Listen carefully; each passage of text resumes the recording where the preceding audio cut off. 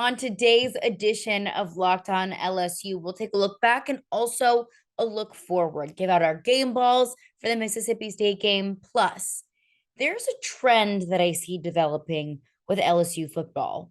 And why is that exactly? We'll break it all down, plus so much more on today's edition of Locked On LSU. You are Locked On LSU, your daily podcast on the LSU Tigers. Part of the Locked On Podcast Network, your team every day.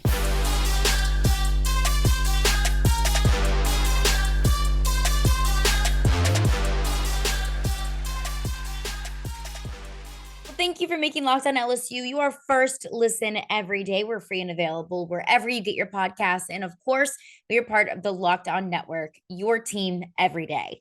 And not only can you find us wherever you like to listen to your podcast, but you can also find us on YouTube as well. So if you want to throw us up on your smart TV, watch it on your laptop, on your phone, you can watch the podcast as well as listen to it. But coming up in today's edition of Locked On LSU, before we take a look ahead to New Mexico, I want to thank Steve Vergan for coming on the podcast yesterday, who covers New Mexico for the Albuquerque Journal, giving us a full breakdown of the team, kind of their strengths, their weaknesses, what LSU is getting into this Saturday. So you can find that full breakdown on your preferred podcast platform and on YouTube as well. But before we take a look forward, I first want to take a look back at the Mississippi State game because I want to do this after every single game and give out my game balls, who I thought in all phases, offense, defense, and on special teams, who I thought really stood out and who I think deserves recognition. So first and foremost, I want to take a look at the offense because I think there was kind of an obvious game ball, somebody who actually got the game ball by Brian Kelly, and also a player that I think has really made improvements despite some adversity that he's been facing. So first and foremost, the obvious answer here is Jayden Daniels getting a game ball for that Mississippi State game. After every game, I highlight 3 things that I liked and 3 things that I didn't.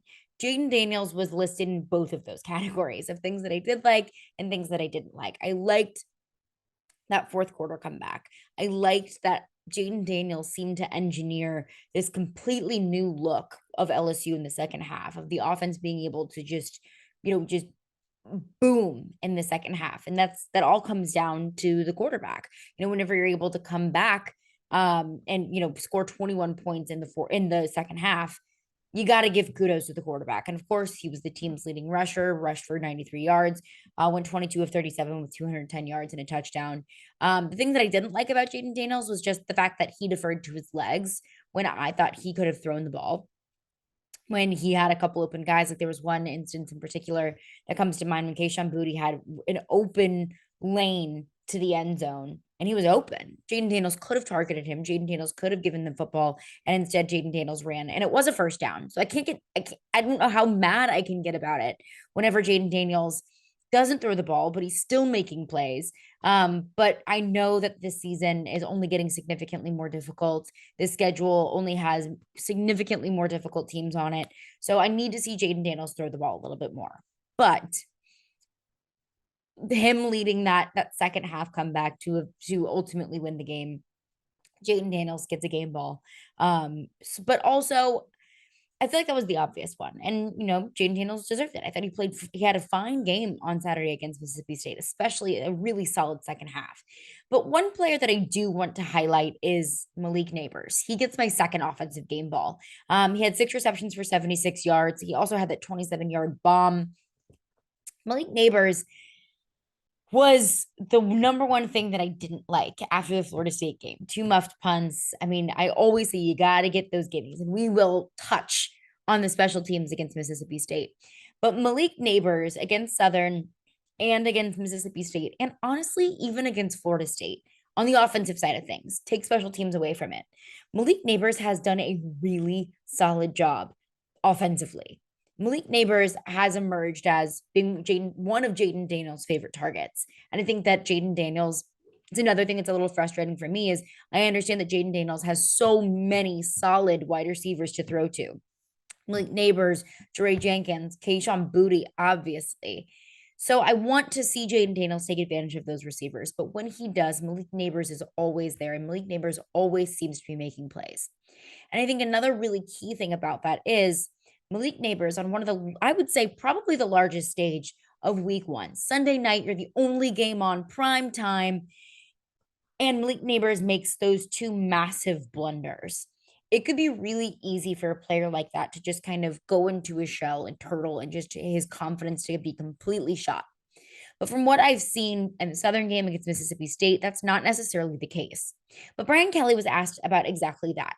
How can you give accolades and kudos to a player like Malik Neighbors, who had, a really rough game, at least in special teams, had two very, very obvious problems and those two muffed punts against Florida State, and then turn around and continue to make plays later on in the season. This is what Brian Kelly had to say about kind of the comeback or the resilience of Malik Neighbors. He's been able to focus and refocus. He's been able to, move on to the next play, and that is a great quality to have, especially in the game of football. You're going to have some adversity, and he's had it. He's dealt with it, and he's moved on, and he's stronger for it. He's been really good.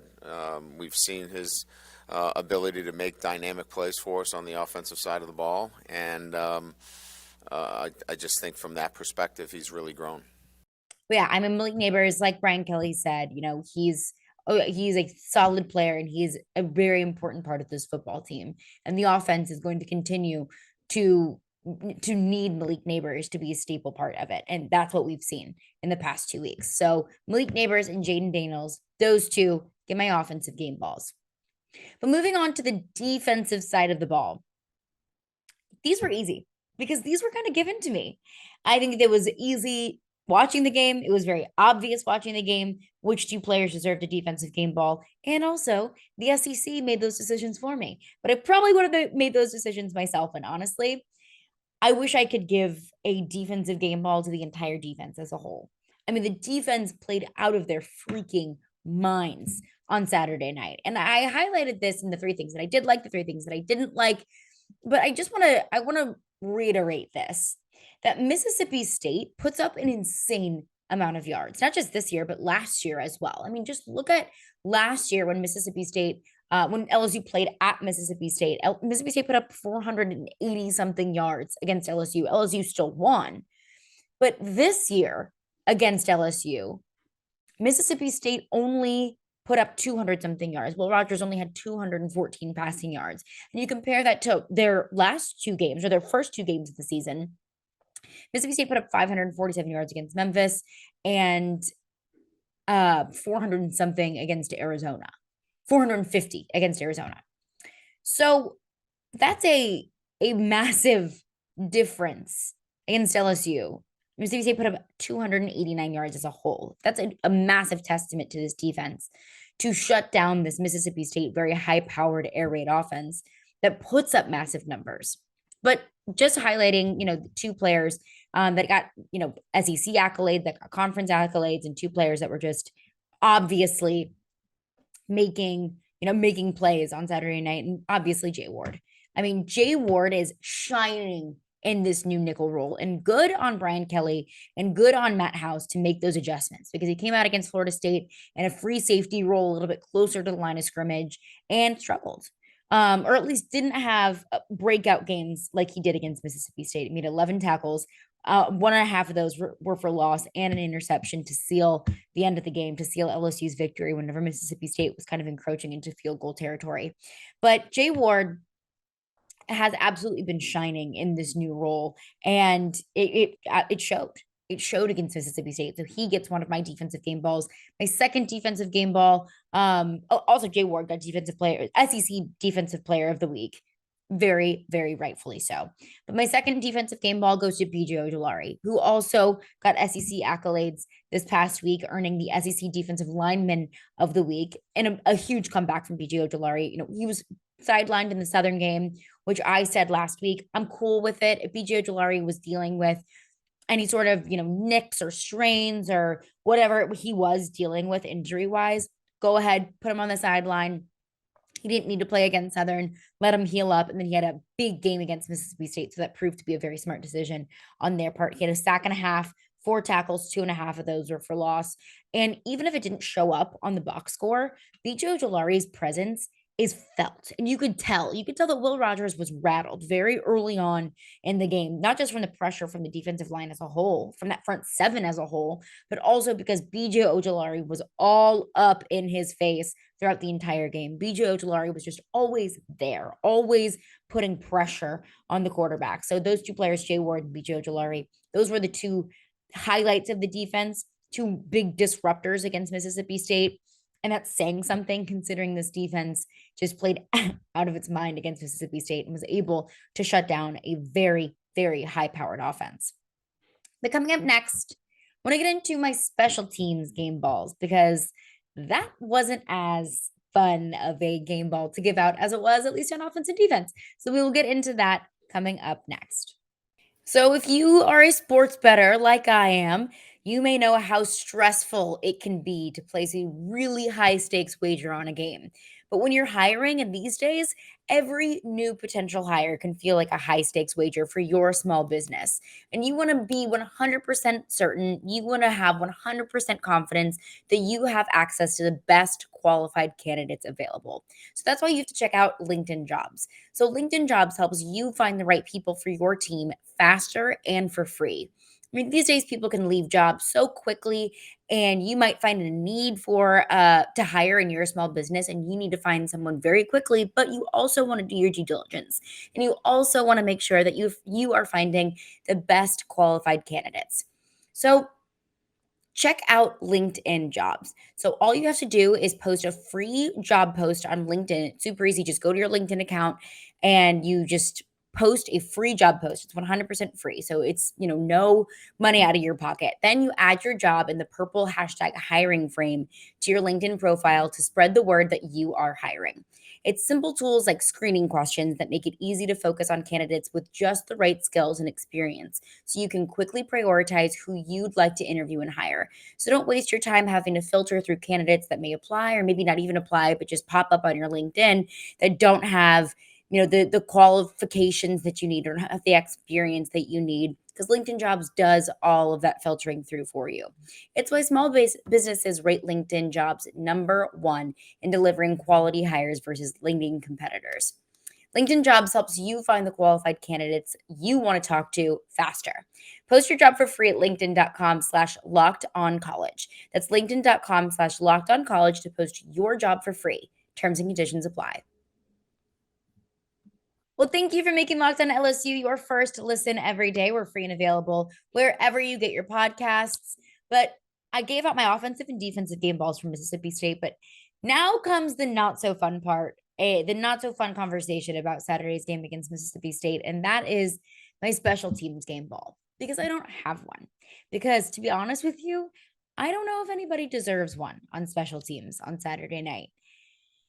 So let's just break it down like this, because it was bad in pretty much all always all the ways. I mean, and you could also look at Mississippi State and say, okay, they missed the extra point on their first touchdown. And Damian Ramos did not miss an extra point, but Damian Ramos made his mistakes on his own. So Mississippi State started 2 of their drives in LSU territory. One in the first and one in the second quarter. One in the first quarter at the LSU 49, one in the second quarter at the LSU 48.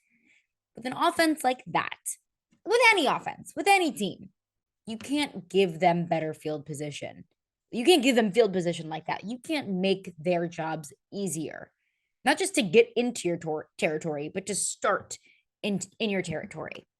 That was bad. They allowed a 37-yard kick return. Don't make their job any easier than it needs to be. I always say that about LSU. Don't make your job harder than it needs to be. But in that same breath, when it comes to special teams and when it comes to setting up Mississippi State's field position, don't make Mississippi State's job easier than it should be. Get your stops. Make Mississippi State's offense do the work to get into your territory and to get into either field goal territory or into the end zone. Don't make their job easier. I felt like several times on Saturday night, LSU special teams was just kind of handing Mississippi State opportunities. And, obviously it didn't make a difference in the outcome of the game, but it could have. and I don't want to say, oh, it was fine because LSU won. Because it's only going to get, if you don't solve those problems, it's only going to get more difficult later on in the season against an Alabama. If you let Alabama start at your own 48, Alabama scoring on that drive. Mississippi State also had that 88-yard kick return, which ultimately got called back because of Mississippi State holding call, but it still happened. So it didn't affect the outcome of the game or at least the outcome of that drive because it was called back, but still an 88-yard kick return. You got to make those tackles. You got to make those stops. So that was a bad thing as well.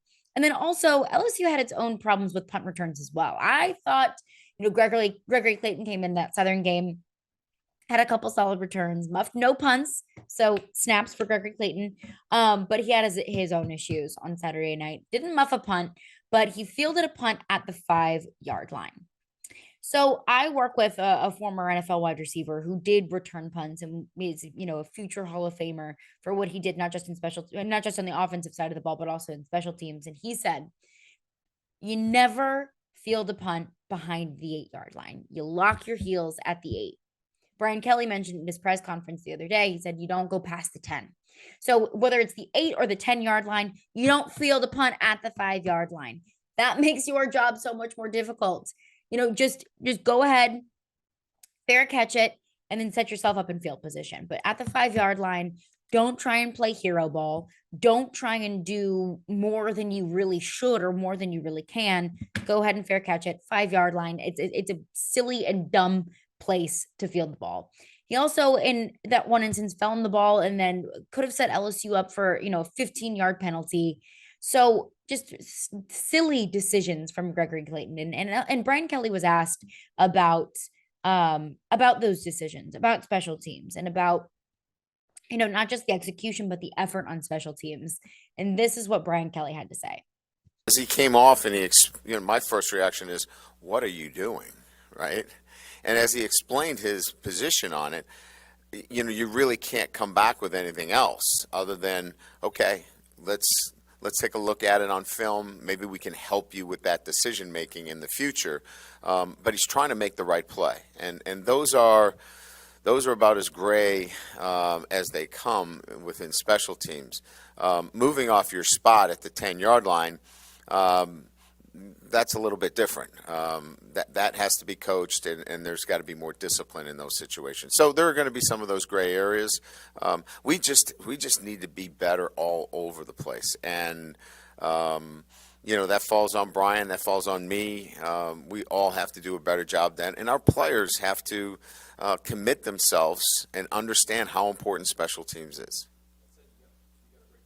And I can understand, I understand the thought process. Fielding the ball at the 5-yard line, I don't understand. But really, when it all comes down to it, Brian Kelly mentioned it, it comes down to coaching.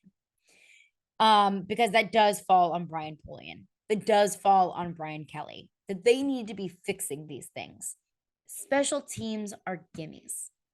Punt returns should be gimmies. And LSU wasn't taking those easy opportunities.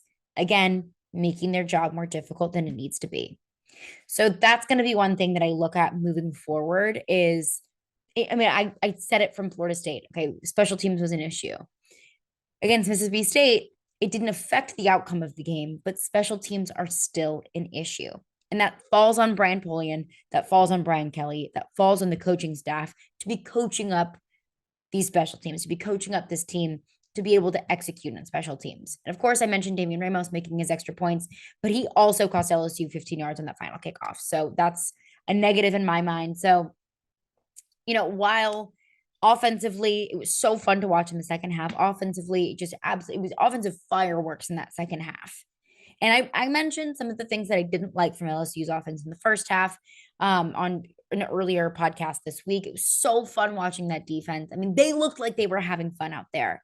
They looked like they were having fun disrupting this Mississippi State offense. And that was fun to watch as a fan. But special teams was not very fun. So no special teams game ball this week. But like Brian Kelly said, they're going to continue to coach it up and they will continue to improve it moving forward. But coming up next, I'm noticing a very interesting trend from LSU. And Brian Kelly mentioned 3 things in his press conference to kind of, allude to why this trend is happening. And I kind of want to break that down coming up next. BetOnline.net is your number one source for football betting info this season. You can find all the latest player developments, team matchups, news, podcasts, and in-depth articles and analysis on every game that you can find. So don't just place bets up with BetOnline. Also get some insight and some analysis and some advice on games that you should bet on with BetOnline. And as always, BetOnline remains your continued source for all of your sport wagering information. They've got live betting and up-to-the-minute scores for every sport out there.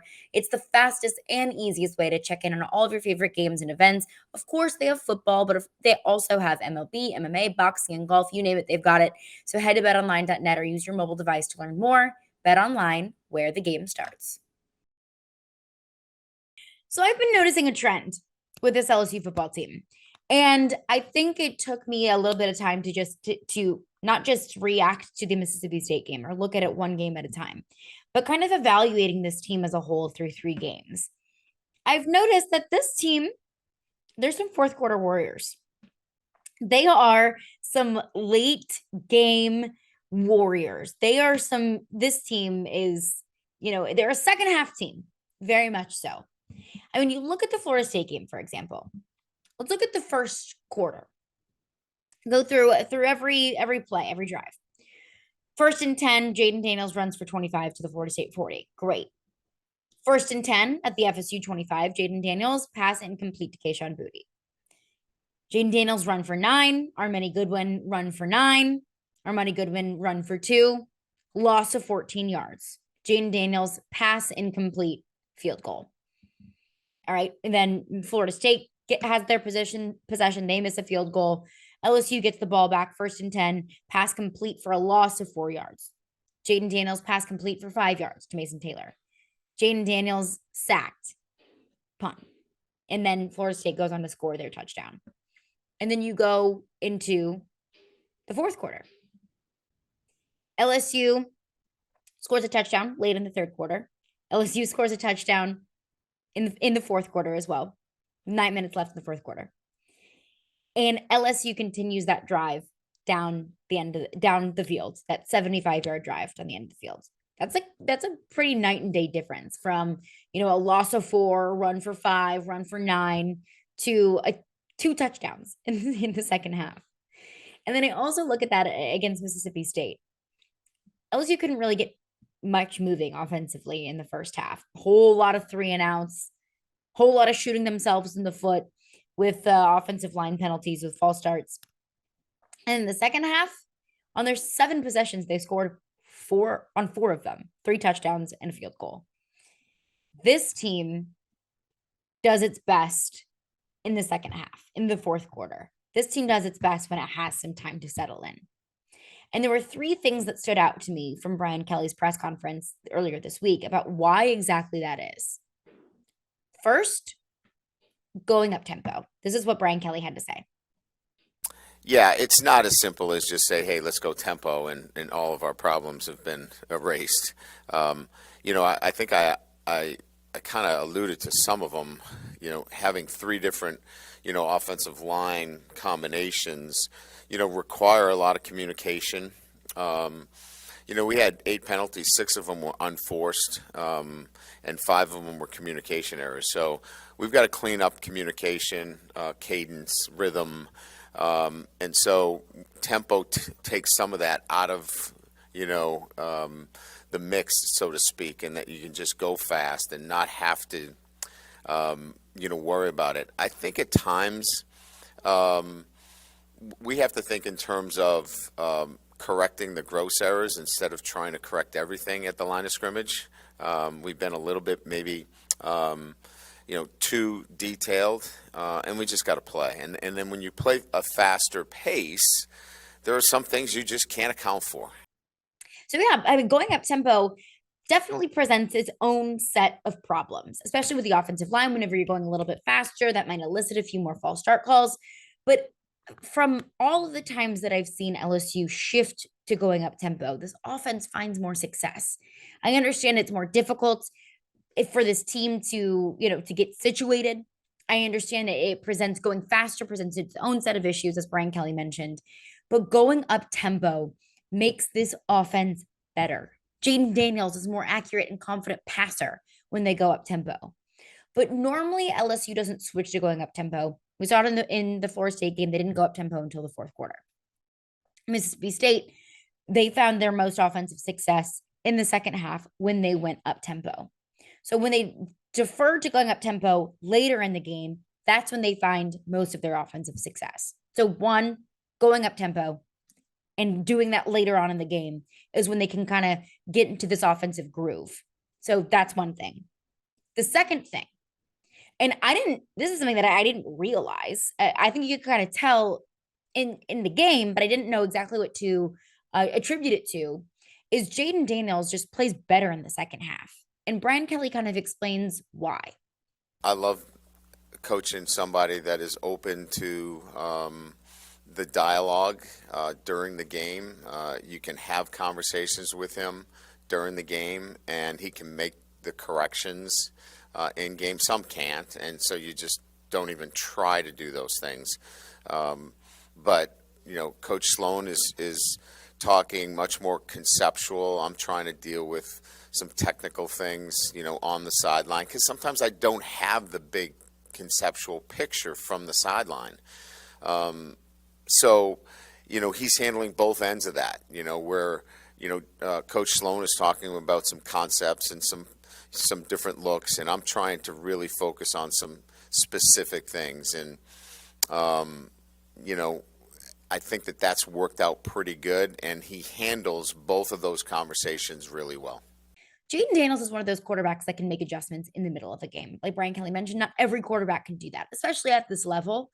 A quarterback, he goes into it with a game plan in mind and then can't really shake that. But Jayden Daniels, as Brian Kelly mentioned, is one of those quarterbacks that can make those in-game adjustments. So I don't know if it's Jayden Daniels needing time to settle in. I don't know if it's just Jayden Daniels needs to go up tempo. And I don't know if it's the game plan that they went into isn't being executed. So Jayden Daniels can make those in-game adjustments and be better because of it later on in the game. But Jayden Daniels making those adjustments and this offense making those adjustments later on in the game is why they find so much success in the second half and in the fourth quarter. So Jayden Daniels making those in-game adjustments is absolutely what's able to make LSU almost like have a tale of two halves, at least that we've seen in Florida State and Mississippi State. But that third reason, and that's something that Brian Kelly has mentioned from fall camp to now, is their conditioning. That they're able to play through a full 60 minutes. That maybe some of the other teams that they play, they start to get gassed in the third and fourth quarter. Well, LSU is able to capitalize off of that because they're not gassed, because they are conditioned to play through those 60 minutes. And this is what Brian Kelly had to say about their conditioning. You talked about the conditioning of your team through four quarters on Saturday. I'm just curious, is this kind of the point in the season where that really gets to show just how good of conditioning you guys are in, and just what does that look like in season in terms of keeping those guys as physically healthy, I guess, when you get to SEC play? Yeah, I think, it's how you practice.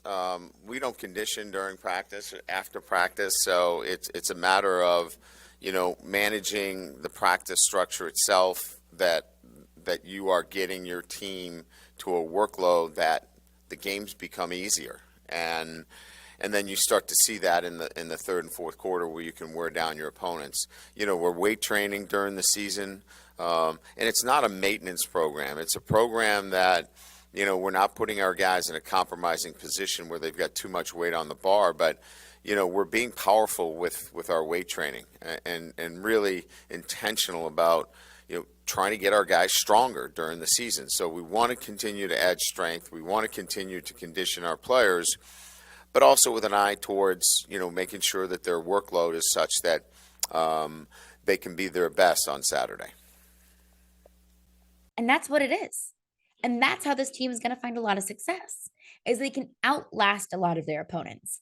Now they've been able to do it against Florida State, Mississippi State, and Southern. Now, can they continue to do that against Florida and Tennessee and Alabama and Texas A&M and Arkansas? We'll see, because those teams are very conditioned as well.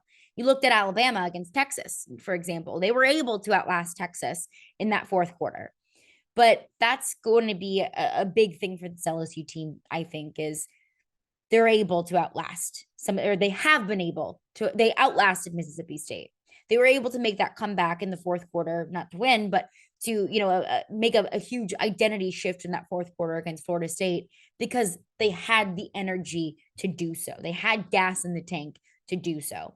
So I look at LSU, at least against Florida State and Mississippi State, because again, Southern, it's hard to take a ton away from that game, at least now that we have a sample size of an SEC game. But I look at Florida State and Mississippi State. They were a second half team in both of those games. And I think that you can attribute it to in-game adjustments. One, Jayden Daniels being able to make those adjustments, and two, recognizing that going up tempo later on in the game is what gets this offense going. Three, conditioning. They can just outlast their opponents. But one thing that I do wonder is this going to be a trend going throughout the season?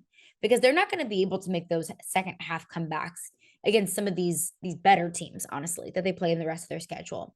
So is this early on in the season thing where they just need some time? They just need to get their legs underneath them. They just need to get a good feel and good chemistry, and they need to just get a good vibe going for the game. And then they're able to click and settle into themselves. Or is that something that's going to be a trend throughout the rest of the season? And I don't know the answer to that. I don't know if they just need a little bit more time to settle into themselves. I don't know. I think, New Mexico this weekend, I think that we'll start to see, can they come out fast? Will they, get a little bit rattled by this New Mexico defense where Steve Bergen, highlighted that it's a really freaking good defense, fourth in the nation in takeaways. And I'll have a full breakdown of the three things that I think ways I can think LSU can dominate, three ways that I think that they might not dominate. We'll get into that on the next podcast. But I do think it's very interesting. It will be interesting to see. Is this just a team that needs time to learn each other, to build some chemistry, which is understandable considering how many players this team is built up of from the transfer portal and a new coaching staff? They need time to gel. Or are they just a second half team? And I guess we'll find out the answer to that. So I mentioned on tomorrow's podcast that we will have a full breakdown of New Mexico and a full preview of New Mexico, my thoughts on how I think LSU can dominate this game, but also coming up at noon on Thursday, LSU will have a hearing with the NCAA about the allegations. And so the NCAA allegations, and there was going to be a full hearing on that. This is by Pat Forty. It says LSU infractions ruling today at noon per NCAA release. And then he followed that up. And I'm thinking, this is going to be the whole Will Wade thing. This is going to be, the big story that's been covered since January, February, whenever that was. But this is going to be, the big one.